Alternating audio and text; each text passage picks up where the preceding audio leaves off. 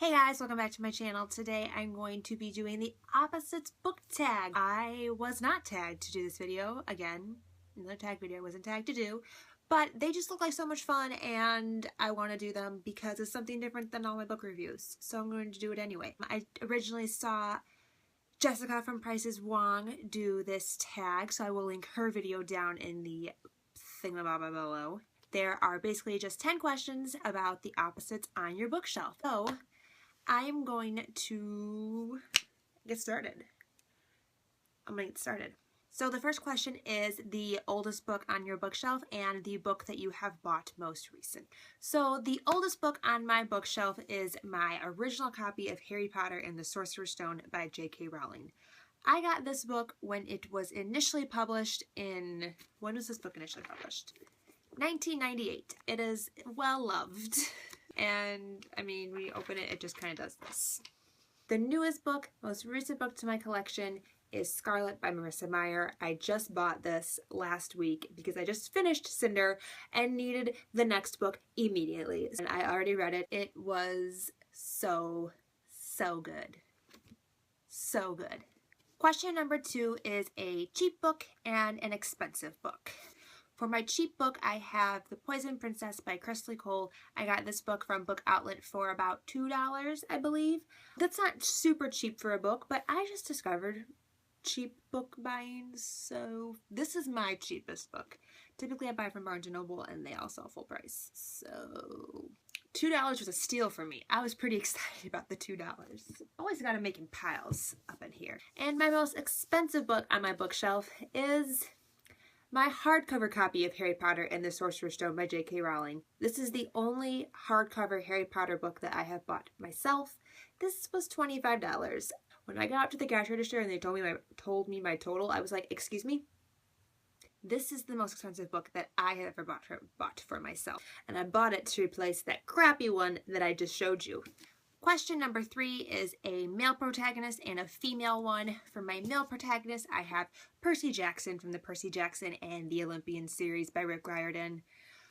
Who doesn't love Percy Jackson? He is just like the best male protagonist ever. He's witty and sarcastic and funny and everything I love in a main character. Like, I love those sarcastic, witty, just snarky people so very much. So, I mean, come on. And for my female protagonist, I have Wanda from The Host by Stephanie Meyer. I really love this book. This is a fantastic book. I wish that this book was as popular as the Twilight series by her because I think this is even better. And I love Wanda. She had just such a soft soul. I get it. She had a soft soul. Haha, because she's a soul. I know, that was so funny. Question number 4 is a book that you read really quickly and then a book that took you forever to read. The book that I read really quickly was The Fault in Our Stars by John Green. I read this in one day. It was so captivating and held my attention just so very, very well that I just sped through this book, and then I got it wet because, you know, I was out by the pool and I got it wet.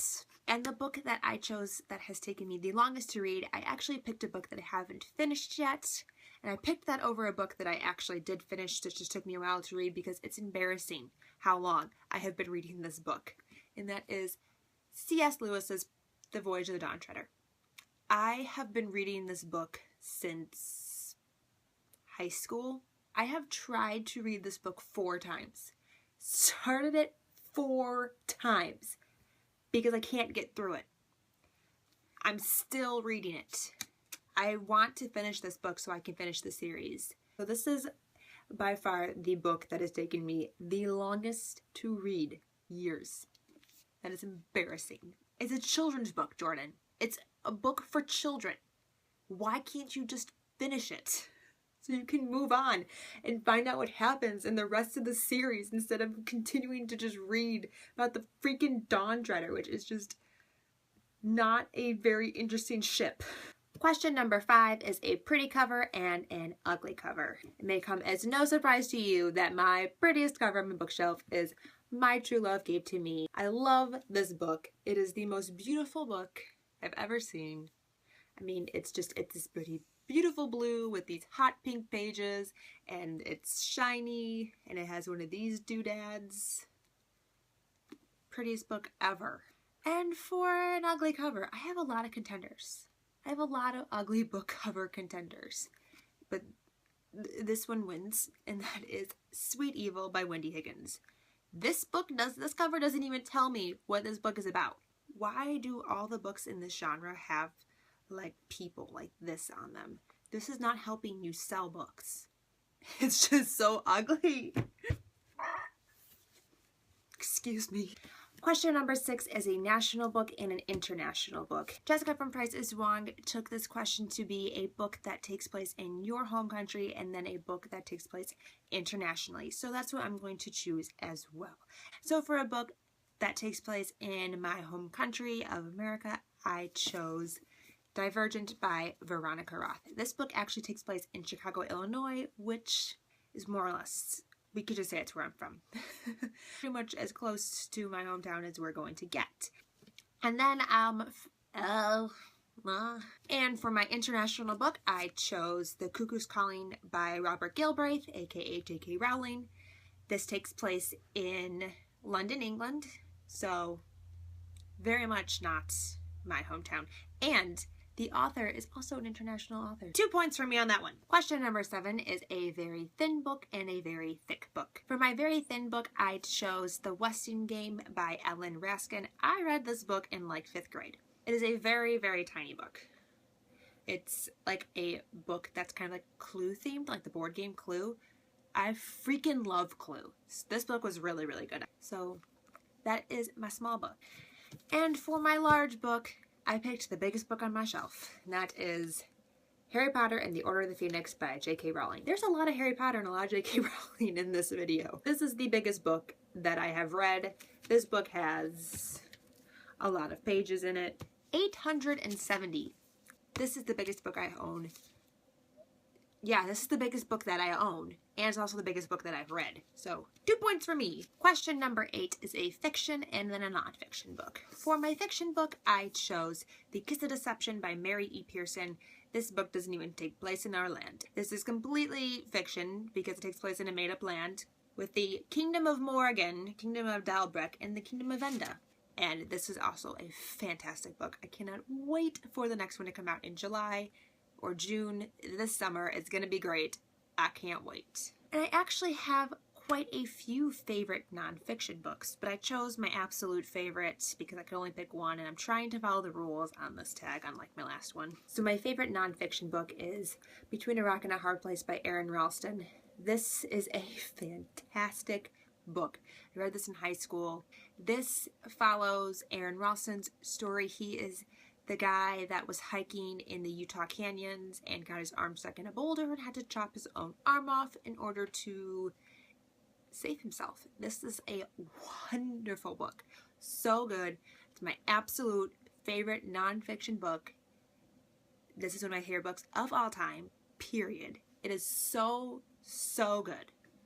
I love this book. Question number 9 is a romantic book and an action book. For my romantic pick, I went with The Choice by Nicholas Sparks. This is my favorite Nicholas Sparks book. I love this one so much. It is so good.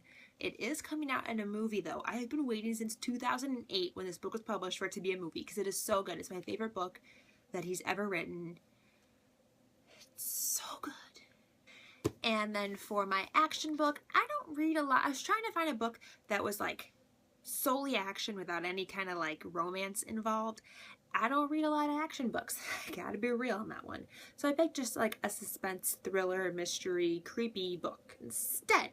And I picked Dark Places by Gillian Flynn. This is my favorite Gillian Flynn book. This book is so freaking twisted and creepy and wrong in all the right ways. It's really, really good. And then the 10th and last question is a book that made you happy and a book that made you sad. A book that made me happy. I wasn't like happy the whole time while reading it because I was upset, like sad during it too, but it was just like fulfilling. It was satisfying and fulfilling. That's why it's a book that made me happy. And that is Clockwork Princess by Cassandra Clare. I love it. I love this book. It made me so happy. So happy. Cassandra Clare, you can write a finale book like no other. On that same note, a book that made me sad. I picked a book that made me angry because I don't read a lot of books that make me sad. I mean, I could have named A Fault in Our Stars, but I already used that, so we're gonna skip on that one. So I picked a book that made me angry. That is Allegiant by Veronica Roth. I was sad and disappointed and let down and unfulfilled, and I didn't like. This book made me sad inside, along with angry, but we'll just go with sad. I actually really enjoyed that. That was really fun. It was hard to think of books, one book for each category, because some of the books I could have used for multiple categories, but I tried to be good and use one book once. But that was really fun. I destroyed my bookshelves and I have to go clean them now. So I think that's all I have for you guys today. And until next time, I will talk to you guys soon. Bye. Why do I always sound like such a dipshit when I start off these videos? On March 13th. I'm so excited for this movie. The opposites turn. Well, today I'm here with you guys. Of course, you guys are here with me. This is the first book in her Arcana Chronicles. And for my female protagonist, I have Wanda / Melanie, Wanderer, Wanda. And because it's embarrassing how long this book has taken me to read. Taken me to read? Does that make sense? Did I just speak English? The Western Game by, who's this by? Ellen Raskin.